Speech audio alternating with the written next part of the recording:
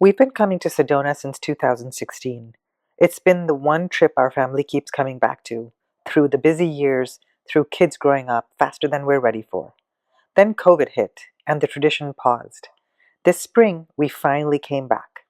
We drove the whole thing in a Tesla, bike strapped to the back, stopping to charge every 2 hours, including this one, just as the sun dropped behind the rocks. 11 hours door to door, worth every minute. Sedona Pines has been our home base every single time. It sits on the west side of town, away from the tourist bustle of uptown. From here, we feel like locals. Red Rock State Park is practically at our doorstep, and Jason's favorite mountain biking trails off Dry Creek are minutes away. We always book the two-bedroom setup, one room for us, one across the way for the kids, complete with their own key. Even when they were little, that detail thrilled them. This trip, something shifted. The kids didn't need us hovering anymore. Jason could head out for an early morning ride without coordinating who stayed back. I could slip off to yoga without a second thought. We were still a family on vacation, just one where everyone had found their own rhythm. There's a mini golf course, a pool, a lagoon spa that's new since our last visit, and Bella Vita restaurant right on property. This saved us on our first night in when the last thing we wanted after 11 hours on the road was to go back out into town. In all our years of coming to Sedona, I had never been to the Amitabha Stupa. This trip, I finally went. What I found was remarkable. A small oasis of absolute quiet in a town that during spring break is anything but. I encountered maybe 6 or 7 people the entire time I was there. I sat in contemplation. I walked the trails around the stupa.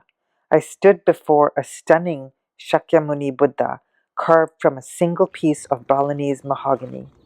I spun the prayer wheels clockwise, setting my intentions out into the universe. I walked the medicine wheel, and I was just present, in a way that's hard to find anywhere in Sedona in peak season. On another afternoon, we discovered the chai spot in the artist village. One sip and I was back in India, on a railway platform, holding a matka, one of those small earthen cups they serve chai in at every station stop. It's remarkable what a taste can do. We loved it so much that on my second visit I bought 6 cups, 3 for that day, 3 for the next, because we knew we wouldn't make it back in time. One morning, Jason and I drove out together to the Little Horse Trailhead. He headed off on his mountain bike and I set off on foot. Same red rock landscape, completely different experiences. These trails are incredibly well maintained with lots of great markers. Right now, I'm on the Little Horse Trail. I've been hiking for a little over 25 minutes. Sun is finally peeking over the rocks. It's pretty cold. Look how gorgeous this is.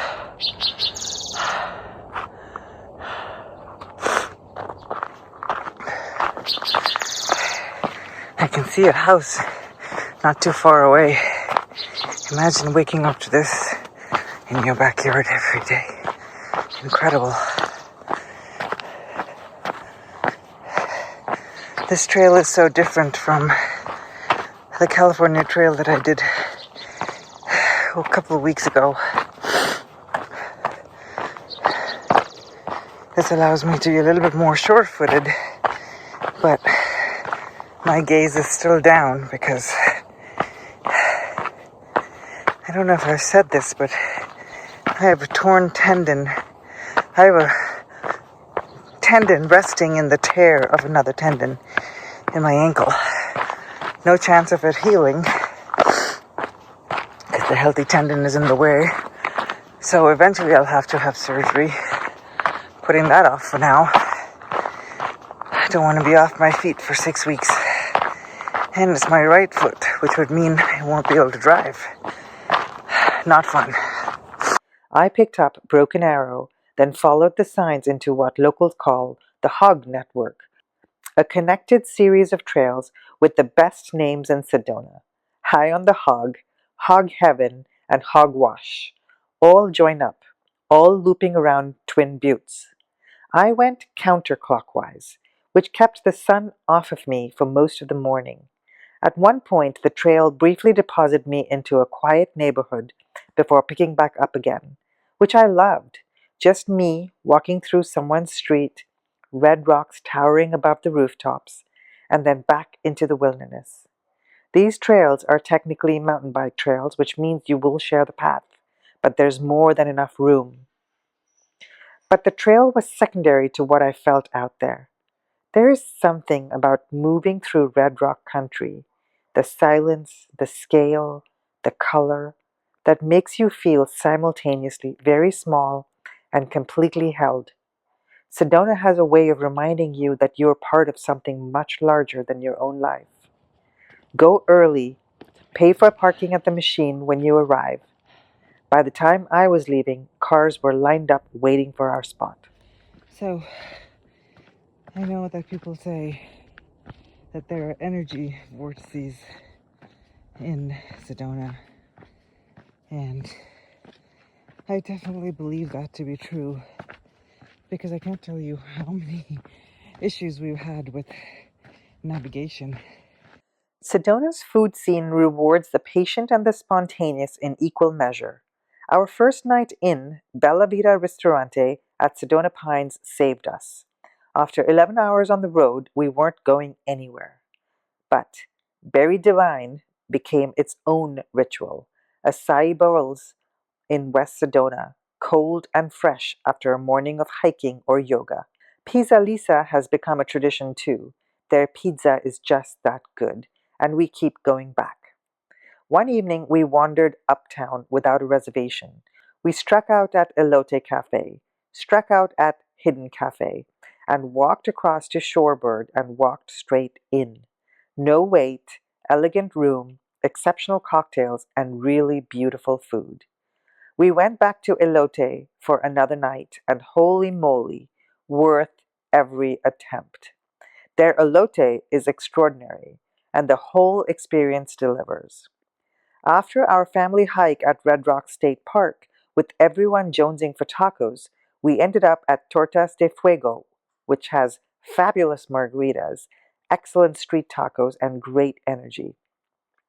Broome Orchard at the shops at Pinion Point has a stunning view and a great vibe, just perhaps not the right choice for our last dinner when we actually wanted to hear each other talk.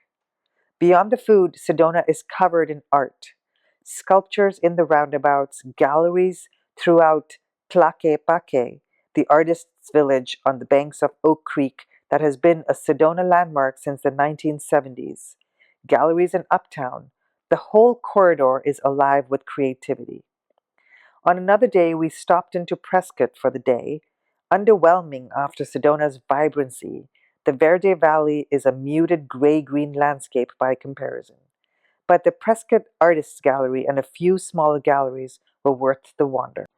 On one of our evenings before we head off for dinner, we played mini golf on the resort's 18-hole course.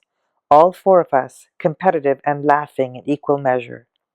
Earlier in the week, one of my kids and I had slipped off to Awakenings Yoga together, just the two of us. There's something about doing something you love, in a place you love, with someone you love, that stops time for a moment. That is what Sedona does to our family. We've been coming here since 2016. The red rocks don't change, the trails don't change. The light at sunrise and the cool of the evening doesn't change, but we do. The kids who once needed their own room key as a thrilling act of independence are now teenagers who head off on their own without a second's thought. Jason and I have more mornings to ourselves. The rhythm of this place fits us differently now, and somehow better. COVID interrupted this tradition, and we felt that absence more than we expected. Coming back reminded us why we keep returning, not for the vortexes or the crystal shops or the pink Jeep tours, but for this, the particular quality of stillness that Sedona offers, if you know where to look for it. We'll be back. Thanks for watching. If you loved this guide, subscribe for more hidden gems and authentic travel experiences. New videos every Thursday at 2 p.m.